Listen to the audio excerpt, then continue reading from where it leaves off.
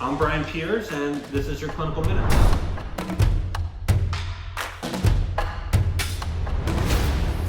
So let's talk today about psychosocial issues.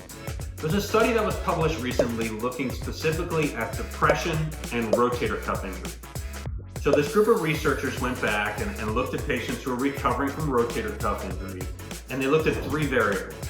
Number one, what extent of damage did the person have structurally? So was there a tear in the tendon? Had it actually pulled away from the bone? Was the muscle starting to atrophy? And number two, how functionally limited were they? What could they lift and push and pull and carry? Could they reach? And then number three, to what extent were they experiencing depression during their recovery process? And what the researchers found was really interesting. There was a strong connection between the amount of depression they were reporting and the amount of functional limitation they were experiencing. But then there was a weak connection between the amount of structural damage at the shoulder and the amount of functional loss they were experiencing. So what that means is that for this particular group, depression was actually a better predictor of function than the actual anatomical health of the shoulder.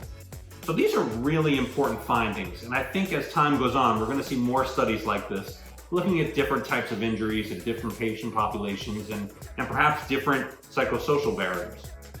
But the takeaway here really is that for conditions like this, if we're not looking at addressing or anticipating some type of mental health issue along the way, we probably haven't developed a complete treatment plan for the patient.